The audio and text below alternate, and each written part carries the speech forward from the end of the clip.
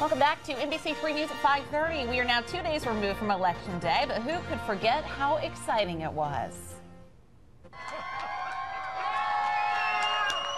The cheers there at Republican headquarters. This was the scene at the University Sheridan where John Katko knew he would represent us in Washington. Yeah, that's not the kind of smile you can fake. You know, this was a happy man that night, and he's here now a couple days later.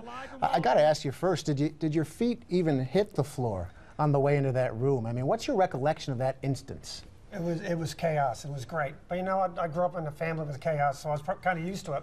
But it was fun. It was a lot of fun. We had a great time. Was there sort of a turning point in this campaign where you knew, listen, wow, we've got momentum and we actually could win this? I really felt it a couple of weeks before the end of the election. That's when it really felt like things were starting to turn. You could just, by talking to people, and you could just feel it, you know, yeah. So a couple weeks out, I'd say. We had you in here a week before for the debate. You were sitting right here, and that was the same day the Siena College poll came out, showing you up 10 points. And some experts say, well, that's too big of a margin. That can't possibly. And you end up doubling that. Did you have a sense that it really was accurate? I mean, you said it was that day. Do you think, in hindsight, it's where it was at that point? Well, I mean, the actual numbers I couldn't tell you, but I can tell you the sense of momentum that we had, absolutely. Because we're starting to talk to a lot of independents and Democrats, and they were telling me they were voting our way, and you could just feel it coming. You could just feel it coming. Is there a certain issue that you think you really connected with voters on in this election? Yeah, I think jobs, economy, and leadership, and saying that Washington is broken and it's time for a change. And I think people really responded to that. Can you do something about that? Because, you know, it seems so often we send people to Washington with that sort of same sentiment. They say, I want to do something different. I don't want it to sort of be the same old story. Right. What can you do that'll make it different? Well, I mean, I think engaging the public more and just getting down there and rolling up my sleeves and getting things done. I've been doing it for 20 years. And, you know, the moment we stop giving up on trying to make a difference, that's when we're in real trouble as a country. And I think that we just got to go down there and keep, you know, I have a plan. I'm going to execute as best I can, and we'll see what happens. What conversations have you had in the last couple of days? You've taken phone calls from other members of the House, House leadership too. Have they been in touch with you? Yes. What have the conversations been that really stand out for you? Holy cow, they all keep saying, because they didn't think it was going to win by this much. So that was good. But yeah, conversations about welcome aboard, looking forward to having you, just basically congratulatory in nature.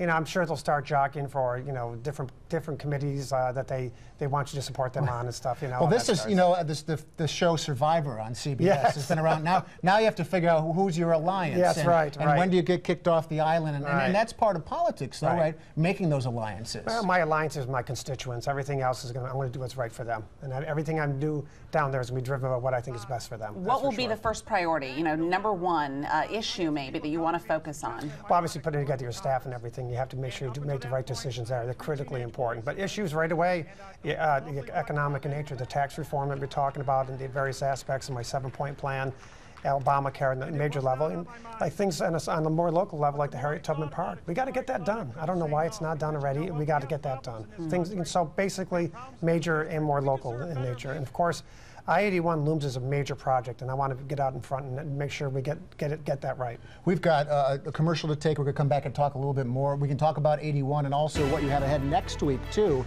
Welcome back to NBC3 News at 5:30. Our conversation continues with the Congressman-elect John Katko, fresh off his election night victory. And tell us, what's it like to go from, you know, you're running for office, but now some practical stuff starts to take place. You're going to be in Washington next week. Yeah. What are you going to do there? Well, first of all, it's like a different type of stress. Yeah, before I was just doing everything to the point of exhaustion on the campaign trail, and we did that quite well because we were exhausted, all of us. But automatically, like Wednesday morning, I got emails from the House representatives saying, you know, basically, this is what you got to do, and we're sending you packets. They're being FedExed to you, and I got them all today. I got 4 different packages. A lot of homework to do. Oh my gosh. And we're going down next Wednesday to Washington to start the orientation process, and it's about a week-long process, pretty intense. But it should be fun, too. All right, so you touched on 81 right before we went to a commercial break. This is a huge issue for us here. What should become of 81, and sort of how do you hope to help with that in Washington? Well, I mean, take a step back, first of all. Think about it. It's the largest civic project in the history of our district, right? And we got to get it right. Yeah. And, you know, people seem to be coalescing around a boulevard/short tunnel option. And if that's the way to go, that's great. I want to do what the consensus wants. but I want to make sure we do it right, and I want to make sure that I'm in a position to help us get the funding we need to get it right, because it's going to impact us for another 60 years, and we got to do it right. And it's really getting close to the time where this really does need to be decided. Yeah. Like the conversation has to end at some point. Right. Yeah, I'm excited. That's why I'm excited. I think it's going to be within my 2-year term, my first 2-year term, and that's why I'm in a position to impact it. So whatever committee I get on, I'm going to have a mind towards requesting committees that I can help best with that project, because that's obviously going to be a very major impact on the city. How do you envision you handling the Washington Central New York shuttle? You know, do you hop in a plane? Do you buy a house? What are you going to do? How are you going to play this? I am not buying a house in Washington, that's for sure. My family's here, my home's here, my constituents are here, and this is where I'm going to be. I'm going down there to work, and I'm going to work my tail off when I'm down there. Then I'm going to get back home as quickly as possible. And you wear the American flag pin. I would imagine it probably has new meaning to you now. It does. I've been wearing this every day since 9/11 because I knew some people were killed on that day. So I've never taken it off. So they give you a pin in Congress that your congressman wears, and I can't wait to get that. But it's going on the other lapel. It's not going there. Yeah. About the campaign, you know, you're on the verge of having to start the next one. You know that, right? Yes, yes. Well, how would you handle it differently? You know, now that your name's going to be out there this time, that won't be as much of a concern. But with regard to this advertising, such a backlash over the negative ads. Oh my Lord. Well, I mean, if you remember, I don't know if you remember this or not, but our first 3 ads were all positive in nature. None were negative. In fact, we really didn't go real negative. The outside groups went negative early and often. We tried to take a very different approach, and I think that was noticeable. But it's hard because people don't always know that when you say, I'm John Katko and approve this message, that's you. But when the national parties come in or outside groups come in and do that, they don't know that's not from you, most people, and I understand that. And I just want to run as clean a campaign as I can, and hopefully I'm going to be running a campaign talking about what I've accomplished. That would be a good thing. That would be ideal, right? Yeah. That's been a proven way to get reelected. Yeah, let's try that. If you have some accomplishments there.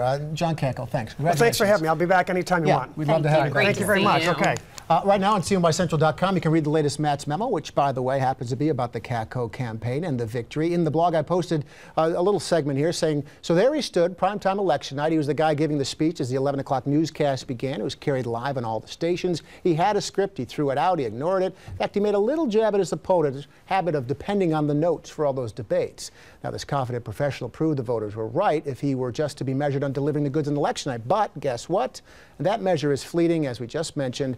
He's got to run again in 2 years, and probably a little less than that if you start when the campaign really gets going. Several of you commented on this blog about the Republican victory in the district, the 24th district. One of you posted this saying, I was somewhat undecided till I watched the debate. John answered the questions while Dan dodged them. That was one point of view. Another answered the question, did the right person win? They said absolutely. John Katko is a highly respected individual. He has integrity and will represent Central New York well. Read Matt's memo, CNYCentral.com. As always, we appreciate the interaction.